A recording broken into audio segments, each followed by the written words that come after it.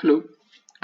In this video, I would like to share with you a resource I consider to be very useful, and I will also mm, explain not only how to use this resource, but also what I think are its main advantages.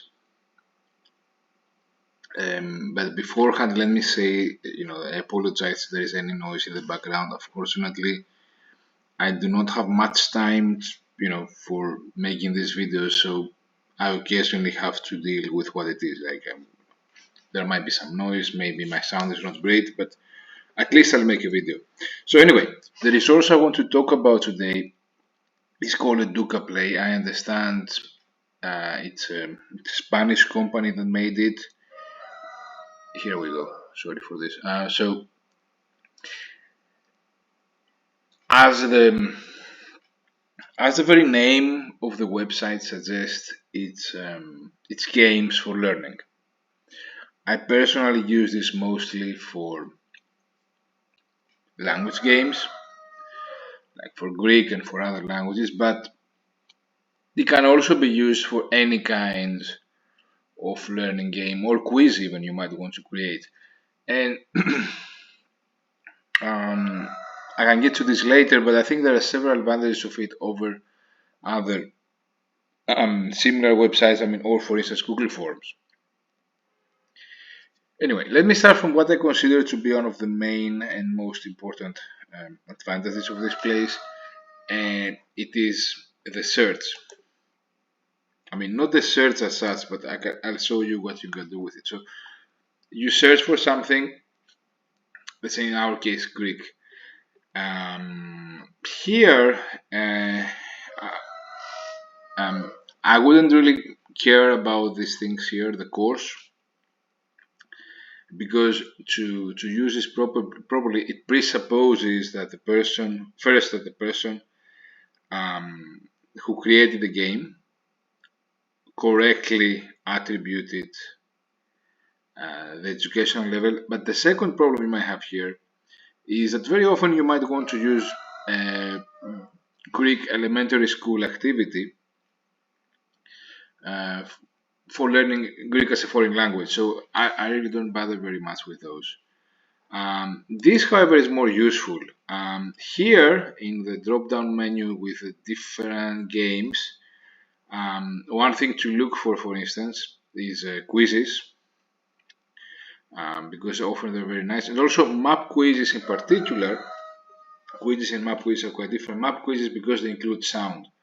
Very often, what is very valuable in this platform are activities made with sound by native speakers. Okay, so play a bit with that and see what kind of results you have. The rating, I don't really care. It's because usually the activities that get a higher rating are activities where they were provided by a teacher to students in an institution, so a school. So if you are a student and you're not very stupid, you wouldn't give a bad grade to the activity that your teacher created. And the other thing that is useful, apart from, I said the drop-down menu is very nice to choose a type of game, but also the other thing would be the different areas of knowledge. So in our case, we'll choose language. Keep in mind, again, because these activities are made by amateurs, by people like me. Even there are many activities that were made, there are many people who made one single activity and then disappear from the platform. So don't take it for granted that, for instance, everything that says language is language and everything that says literature is literature. Very often there are mistakes. But let's choose for our purposes language. Okay, and now I'm going to show you one thing that I consider is really cool here.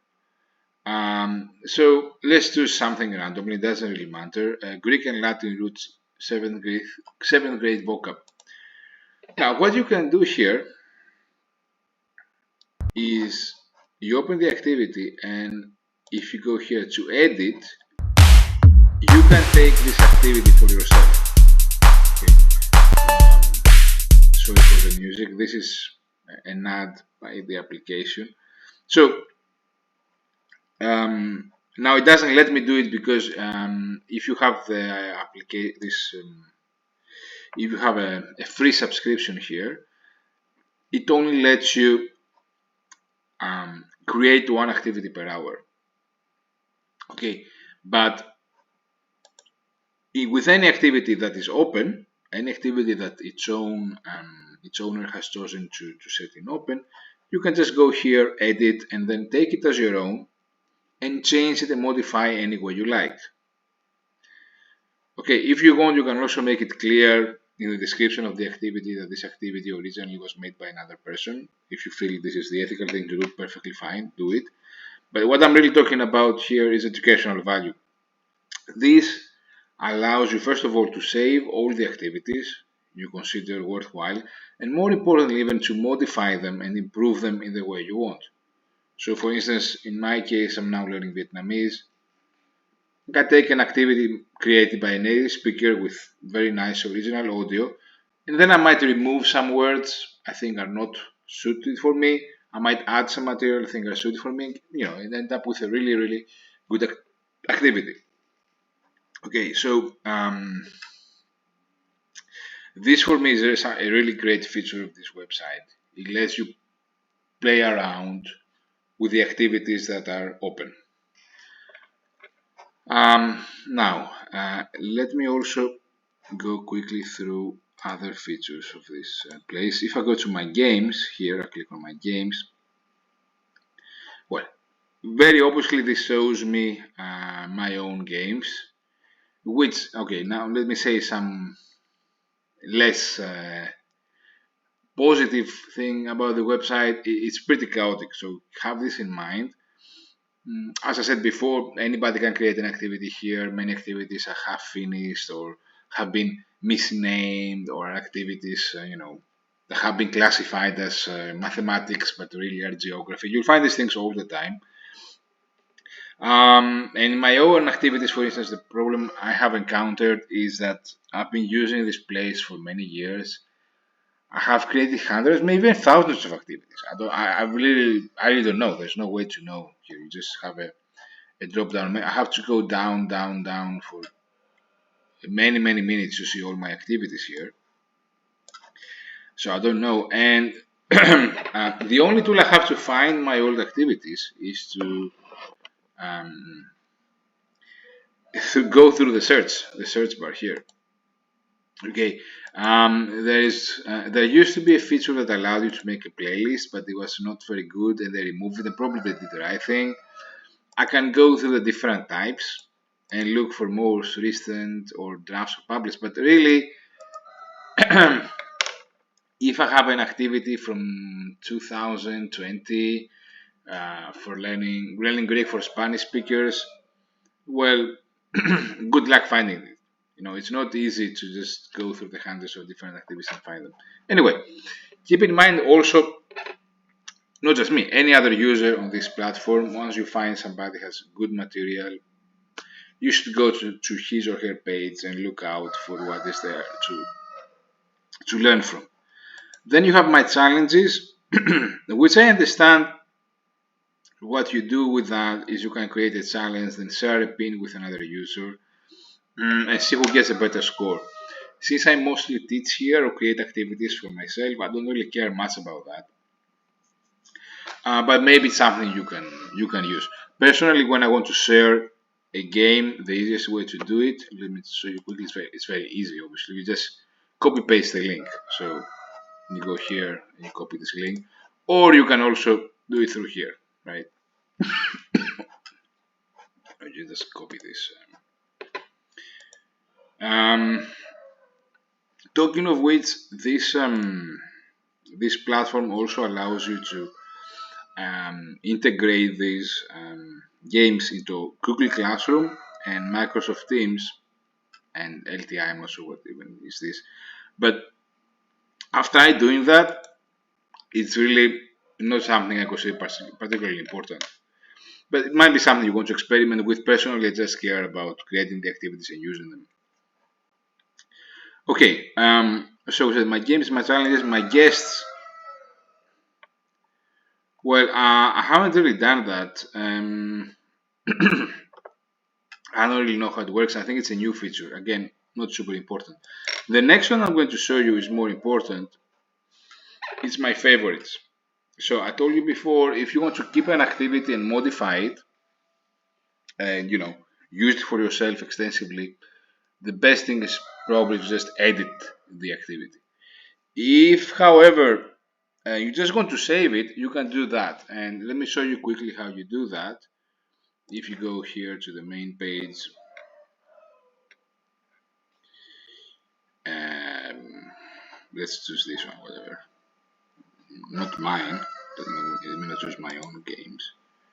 So, really sorry for the sound. It just goes on 24/7. I don't know why the roosters are so mean to me, but it is the state, the situation we're in right now.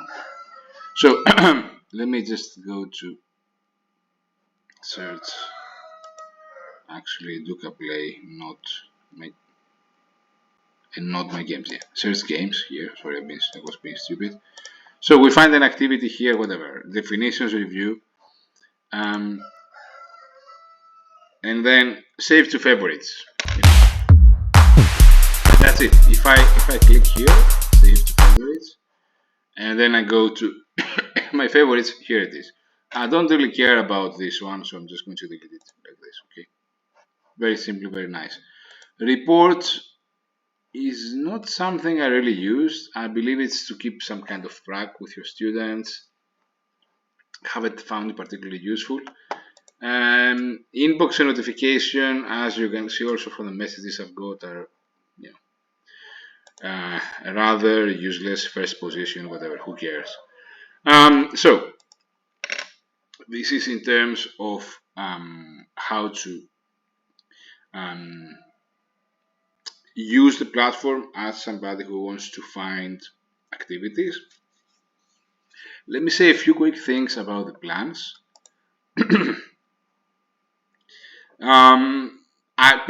I think the best thing to do is just take no plan whatsoever. Okay.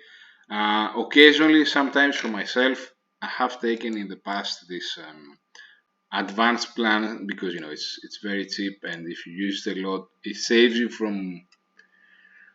I mean, it does a few things. The ad-free experience isn't really super important. You just have this very quick ad that is not even very disturbing, nothing compared to YouTube ads or whatever, at the beginning of every activity. Um, Ray, your AI assistant, I don't know. I don't really use that, even if it were for free, I wouldn't really use it very much. You can use, of course, whatever AI you want in many cases to give you first material they're going to modify and work on to put in the activities. That's perfectly fine, but I don't think you have to use Ray. Um, the other thing that might be somehow, I mean, there are two more things that might be somehow interesting if you are considering taking this plan. One is that you can edit and create, because when you edit another person's activity, it counts as creating as many activities as you like. So if you're like me and you want to create 10 activities a day, then it might make sense to take the plan, to save yourself from the 1 hour wait. Again, personally, I don't think this is a huge thing, but if you don't mind the €8 per month, it's fine. And then the other thing, there are some other minor features. The only one I really find useful is you can close your activities.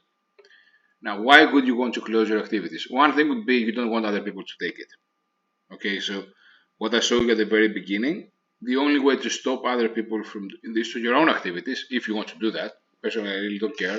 I'm very happy people taking my activities, but if somebody wants to do that, the only way to do it is to make it private. The other thing might be here that you have an activity for whatever reason you don't want everybody to see it. I don't know why this reason would be. Maybe It's preparation for an exam, or it's something you don't want your students to see until they had an exam or until they studied a specific lesson or whatever. Okay, these kind of things. Overall, I think this platform is perfectly well used, even without any kind of plan. What else do we have here? Yeah, I wanted to talk a bit now about the different kinds of games you have here. So I think by far the best one will be quiz.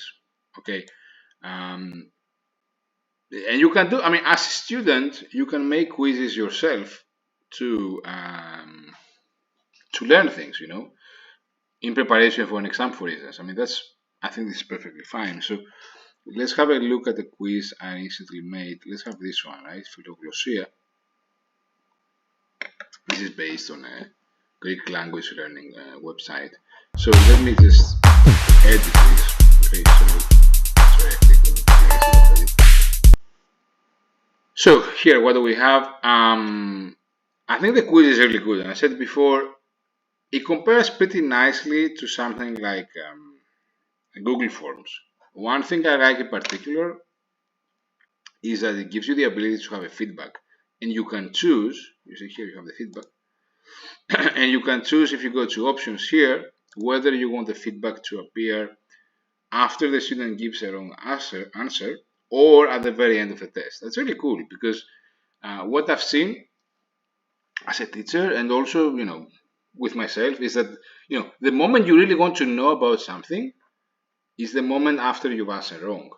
Like if 5 minutes pass after that, you really don't care so much anymore. But if you answer wrong the question, when was Napoleon the Great born? The 1 minute you will really care about this question will be right after you give a wrong answer. So it's really cool to add that and then go to options here and choose that you want feedback. You deactivate feedback only at the end. You make sure it doesn't look like this, but it looks like this, right? And then they will get the feedback immediately after. The other thing that is really cool about it is that here in the question you can write something, or if you prefer, you can have an image, or you can have a YouTube video. You can make people watch a YouTube video. Beware, by the way, because I've made activities many years ago. Uh, Many YouTube videos, especially from small channels, but not only, become unavailable after some time.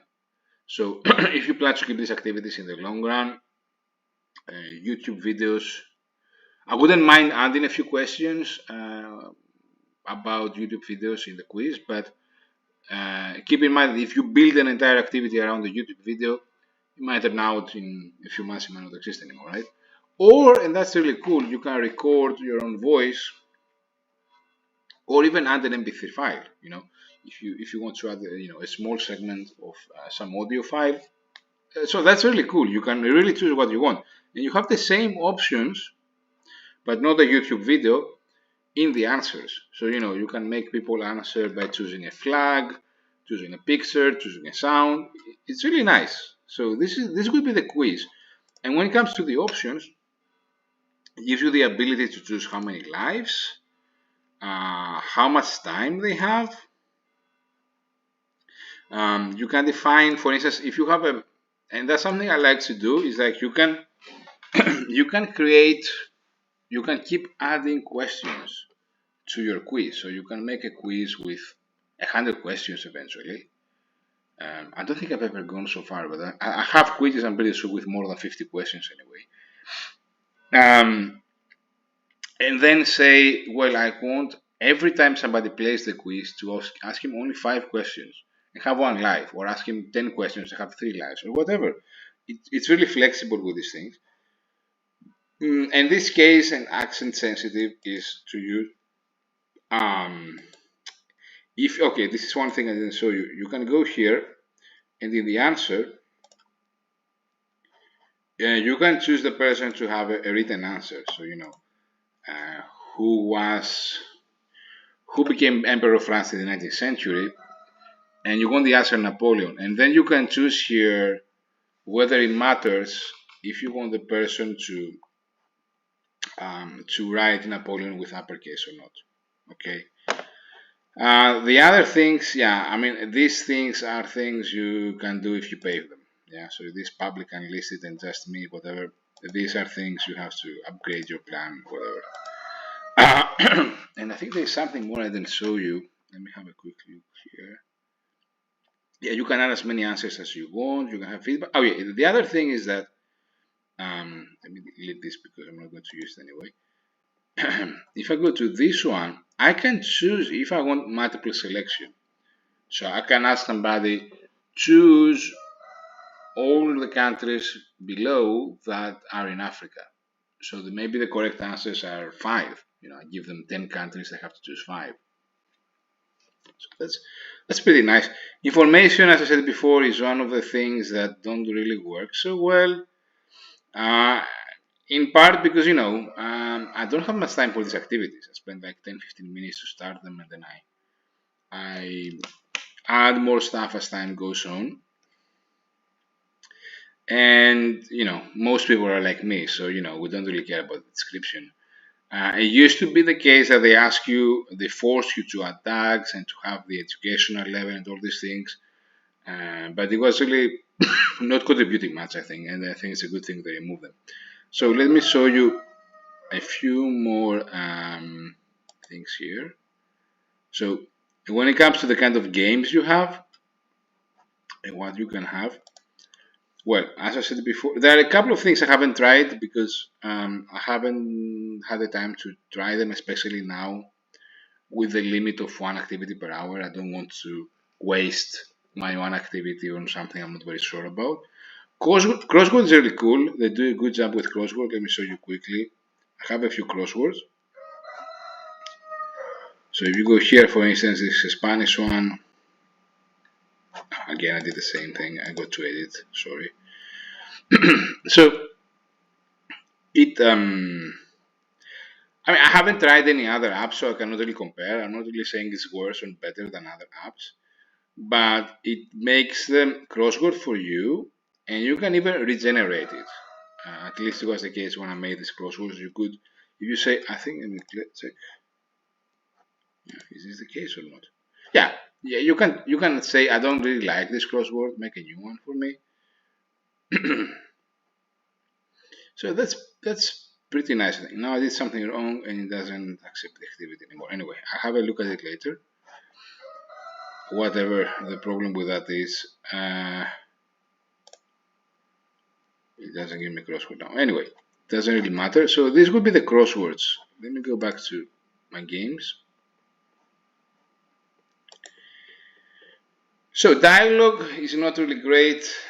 Dialogue with dictation or just audio exercises are not so good. Filling the blanks is very nice because you can do it really fast. Let me show you quickly. Basically, what you have to, again, I made the same thing. So here, yeah. So edit. So filling the blanks, basically, you give it you can write this somewhere else, right? You can prepare this somewhere else, and then you just do this to hide the words you want the student to guess. And you can do this super fast. Like if your text is ready, it takes just a couple of minutes. Okay, let me go back to my games. So this is another cool one. Froggy Jams is not really just for children. I tried it for sometimes I don't use it anymore. Line up. I haven't tried it. Map quiz is a nice one. It's the one with the audio. So with map quiz, let's go here. Whatever. I had this about South Park characters. Again, I made the same mistake as usual. Anyway, so basically you give an image, and to this image you add some audio, and you ask the person to identify the correct part of the image, to click on the right bullet. It's pretty nice, especially for beginners. This kind of activities I think are really helpful. So what else do we have? Matching pairs is what the title suggests, nothing really special. Memory is also what the title suggests. Slide slow, I don't really know much about it. Yes or no is cool, especially for audio exercise. Let me show you this one as a last one. I have this one here. Let me do this right this time. So edit. So the way I like to do this, I mean, of course, different ways to do it. You can give them an audio and then ask them to say yes or no. Is this the case or not? And for instance, if it's a beginner, you can give a very simple phrase like "Ο σκύλος είναι μαύρος," to use an example in Greek, or "La gata es blanca" in Spanish, or whatever, and ask them if this is right or wrong. You know, and it's very nice. I think people like it. That's my impression from my students. They can do it on their own, and actually, I think people can learn a bit. Of course, to be honest, you know, as with anything else, to learn a language, you really have to do other things outside playing on your computer, right? But as far as online activities go, these are pretty fine to get the first idea of the language, learn a few basic words, and also to do something for your student, right? Like because when you are in a teacher-student relationship, you want to show the student that um, you understand what they need and you provide something for that. That alone is, I think, something important in your relationship. Anyway, I don't think. Let me just check quickly. I don't think there is any other activity here that I consider to be particularly interesting. No, yes or no, and that's it. So yeah, that's it overall. And last thing I want to say now, the new feature now is that in the past the activities were most recent, but it just looked at the creation date. Now they are ranked as most recent according to when you last edited them, which I think is probably best. Okay, because if you are like me and you have like hundreds and hundreds of activities, it helps a lot if you don't have to go, scroll down, down, down, down until you get to the activity you created 5 months ago or 5 years ago, and it just goes up if you make an edit. So anyway, overall, this is what I want to do. I'm going to show you this this website. Oh, by the way, they have just the last thing I just remember. You can use them online, but basically, I haven't looked for them on Google Play, but I think at least what I have done is you enter to their website through a browser. I haven't used an app, so for this kind of thing, I almost entirely rely on using the laptop. Anyway, so I think this is a pretty nice application. What I want to show you was that first of all, there are many things you can look for here because there are hundreds and hundreds of teachers, and not only, who make activities, and you can use them yourself as well, which is great that the platform allows you to do that. And the other thing is it has a really nice flexibility when it comes to creating activities. I think the quizzes are really good, as I said before.